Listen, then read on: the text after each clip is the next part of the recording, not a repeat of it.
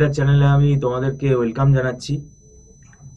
আজকে আমরা যে বিষয়টা নিয়ে আলোচনা করব সেটাতে আমরা দেখব যে এবার জানুয়ারি মাসে 2025 সালে যে এমবিএ ফার্স্ট সেমেস্টারের এক্সামটা হচ্ছে, আহ, এই যে কটা পরীক্ষা হলো সেই পরীক্ষার অভিজ্ঞতাটা স্টুডেন্টদের কিরকম, এবং প্রিপারেশন না করা থাকলে তাদের কি অসুবিধা হতো, প্রিপারেশন যারা করে গেছে তাদের কিভাবে সেটা হেল্প করছে, এবং আগামী দিনে আস্তে আস্তে দেখতে দেখতে সময় কেটে যাবে, সেটা হচ্ছে সেকেন্ড সেম, তার জন্য কিভাবে প্রস্তুতি নেওয়া দরকার, এই নিয়ে আজকে আলোচনা করব। আমাদের স্টুডিও উপস্থিত আছেন মিস্টার সৌভিক দত্ত, আপনাকে ওয়েলকাম জানাচ্ছি। নমস্কার। আচ্ছা, এমবিএ এর পরীক্ষা যে কটা পেপার হলো স্টুডেন্টদের অভিজ্ঞতা কিরকম, আপনার কাছে কি খবর আছে?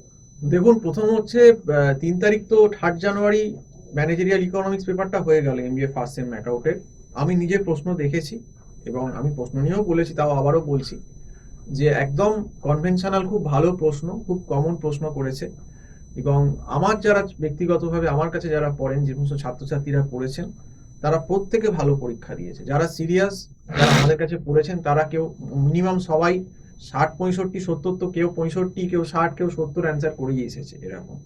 এবং তারা এটা কনফিডেন্স যে একটা ভালো নম্বর পাবে। এবং সত্যি কথা বলতে ইকোনমিক্সের পেপারটার আপাতত অবধি যা প্রশ্ন হয়েছে তাতে কিন্তু একদম স্ট্যান্ডার্ড কোশ্চেন, কোনো একদম বেসিক কোশ্চেন করেছেন। মানে যারা একটু পড়বে, যারা মোটামুটি 3-4 মাস পড়ে গেছে, পরীক্ষার 2-3 মাস, অন্তত 4-5 মাসও পড়ে গেছে ঠিক করে ইকোনমিক্স, তো তারা কিন্তু মোটামুটি অন্তত 50-এর উপর তো অ্যান্সার করতেই পারবে আরামসে। এবার দেখুন, কিছু স্টুডেন্ট থাকবে, আমি আপনাকে আগেই বলেছি, সে হয়তো পরীক্ষার 7 দিন আগে সিলেবাস খুলছে, সে সিলেবাসই জানে না। তো সেরকম স্টুডেন্টের কাছে কিন্তু এই কোশ্চেনও খুব শক্ত লাগবে। তারপর দেখবেন সে যখন সাপ্লি পাবে তখন বলবে ম্যাকআউট ফেল করাচ্ছে। আবার কেউ বলবে না, কোশ্চেন খুব টাফ হয়ে গেছে। হ্যাঁ, তো বিভিন্ন রকম কথাবার্তা, কেউ বলবে সময় দেয়নি। কিন্তু ব্যাপারটা হচ্ছে একদম স্ট্যান্ডার্ড কোশ্চেন, খুব মোটেই একদম শক্ত আমি মোটেই বলবো না, একদম কনভেনশনাল প্রশ্ন হয়েছে। যে একটুখানি পড়াশুনো করবে সে এতে মোটামুটি নম্বর ভালোই পাবে, সে খারাপ নম্বর পাবে না। আর যাদের এই পেপারেও সাপ্লি হচ্ছে, জেনে রাখবেন, তাদের 99%, 99.99% তাদের গাফিলতির জন্য সাপ্লি হচ্ছে, এতটুকু বলতে পারি। সেটা নিয়ে আমরা পরবর্তীকালে আবার আসবো, ভিডিওতে আসবো, হ্যাঁ, এবং সেটা আমরা অপেক্ষা করছি সেই দিনটার জন্য। এবং দেখা যাক, এই আজকে তো ভিডিওটা আমরা করছি 4 জানুয়ারি, একটা পেপার হয়েছে। এবার কালকে বোধহয় আপনার সোমবার দিন, মানে 6 জানুয়ারি ওবি অর্গানাইজেশন বিহেভিয়ার পেপার আছে, সে থিওরি পেপার। এগুলো হয়তো তাও লোকে একটু, যারা অল্প পড়ে গেছে, নিজের কনসেপ্ট করে লিখে বেরিয়ে যাবে। কিন্তু আসল পরীক্ষার পেপার হবে আরো দুটো। সব থেকে বড় যেটা ডেঞ্জার পেপার এই সেমিস্টারে এখন ওয়েট করে আছে, সেটা হচ্ছে research methodology and business statistics. আগের বছরের যে পেপারটা বিজনেস রিসার্চ বা স্ট্যাটিস্টিক্সের হয়েছিল, সেইটা যদি আপনি একটু খেয়াল করে দেখবেন, একটু থিওরি ওরিয়েন্টেড বেশি করেছিল রিসার্চ মেথোডোলজি থেকে, এবং ম্যাথস কম দিয়েছিল, একটা দিয়েছিল। তাতে কি অনেকে বেঁচে গেছিল। কারণ দেখুন, সত্যিকারের যদি ওই স্ট্যাটের অঙ্ক, hypothesis, probability, binomial, poison, normal, stat 2 থেকে দিয়ে দেয়, আমি আপনাকে বলছি ম্যাকআউটের স্টুডেন্টদের, বেশিরভাগ স্টুডেন্টের, সবাইকে কিন্তু আমি বলছি না, কিন্তু বেশিরভাগ স্টুডেন্টের যা অবস্থা, পড়াশুনো করে না, তাদের সেই অবস্থা কিন্তু ওই বলহরি হরিবলের মতো অবস্থা হয়ে যাবে এক্সাম হলে গিয়ে, কিছুই বুঝতে পারবে না। তো এই 23 সালের আগে যে সিলেবাসটা ছিল, তাতে কিন্তু রিসার্চ মেথোডোলজি ছিল না। এর আগে কিন্তু স্ট্যাট 1, স্ট্যাট 2 ওয়ার ছিল। এবার যেহেতু সেই 22 দেখবেন 23-এর ফেব্রুয়ারিতে যখন ফার্স্ট সেমিস্টার হয়েছিল, তখন এত স্টুডেন্ট ফেল করেছিল এই কিউটি পেপারে, যে তখন ইউনিভার্সিটি একটা, আমার ব্যক্তিগত মত, আমার যেটা মনে চিন্তা ভাবনা করে, ওয়ারটাকে বাদ দিয়ে অপারেশন জাস্টটাকে সেকেন্ড সেমে ঢুকিয়ে ফার্স্ট সেমে আরএমটাকে একটা থিওরি বেসড অল্প একটু আনলো, যাতে কিছু ছেলে মেয়ে অন্তত পাস করে। নইলে পেপারটা খুব টাফ হয়ে গেছিল। কিন্তু এই মডিফিকেশনটা করেছে।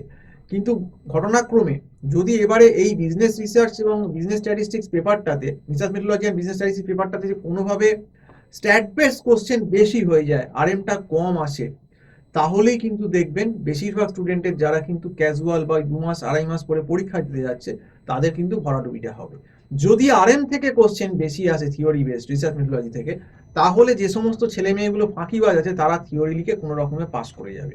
কিন্তু আরএম থেকে যদি না এসে উল্টোটা হয়, তখনই কিন্তু এরা বিপদে পড়বে। এরপর আসি আপনার অ্যাকাউন্টসের কথা।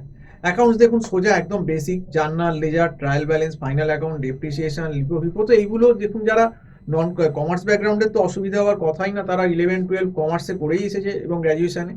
এবং যারা নন কমার্স আছে তারা যদি কেউ একটু ভালো করে অ্যাকাউন্টস এই 4-5 মাস পড়ে থাকে, অন্তত ম্যাকআউটের যেরকম মার্কিংস আছে, স্টেট মার্কিং নম্বর দেয়, ফাইনাল অ্যাকাউন্ট কমপ্লিট না করতে পারলো স্টেট দেখিয়ে এলো নম্বর, জার্নাল লেজার এগুলো করে অন্তত দেখুন 5টা করে যাওয়া উচিত, মোটামুটি একটা নম্বর পেয়ে যাওয়া উচিত, এইটা আমি বলবো। তো এইভাবেই চলতে হবে। এবং সেকেন্ড সেম তো আরো ডেঞ্জার সেম। সেকেন্ড সেমে আপনার অপারেশন বিএসসি রিসার্চের পুরো একটা পেপার দিয়ে দিয়েছে, পুরো ম্যাথ বেস। তার সঙ্গে অপারেশন ম্যানেজমেন্ট একটা ইঞ্জিনিয়ারিং ম্যাথস থিওরি প্লাস ম্যাথসের পেপার। তার সঙ্গে আপনার ফাইন্যান্সিয়াল ম্যানেজমেন্ট আরো টাফ অ্যাকাউন্টসের থেকে, debenture, leverage, time value of money, bond, capital structure, dividend policy, অনেক কিছু আছে। তো ক্যাপিটাল বাজেটিং আছে, ফিনান্সিয়াল ম্যানেজমেন্ট। তারপর হচ্ছে এমআইএস তো আপনার সাবজেক্ট, আপনি জানেন যে ম্যানেজমেন্ট ইনফরমেশন সিস্টেমটা আপনার বোধহয় কত টাফ। তো সেকেন্ড সেমের সময়টা আরো কম, মেরে কেটে 15 তারিখ শেষ হওয়া মানে আপনি দেখুন মেয়ের হয়তো 27-28 তারিখে সেকেন্ড সেম স্টার্ট হয়ে যাবে, ফার্স্ট সেম শেষ হওয়ার সঙ্গে সঙ্গে। তো মেরে কেটে 4 মাস সময় আছে বলতে গেলে। তো এই লুফলস গুলো আমি বলে দিচ্ছি স্টুডেন্টদের, এবং যারা সিরিয়াস তাদের অসুবিধা হওয়ার কথা নয়, কারণ যারা রেগুলার পড়াশোনা করে কনসিস্টেন্ট, কারণ এমবিএ কোর্সটাতে তোমাকে কনসিস্টেন্ট হতেই হবে, কারণ এমবিএ সময় ডিউরেশনটা খুব কম সিলেবাসের যা ভলিউম সেই তুলনায়।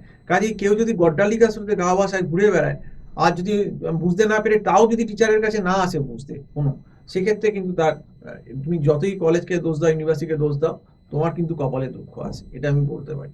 তো যাই হোক, এই বলেই আজকে সম্পূর্ণ ভিডিওটা শেষ করছি। সম্পূর্ণ ভিডিও দেখার জন্য অসংখ্য ধন্যবাদ। নমস্কার।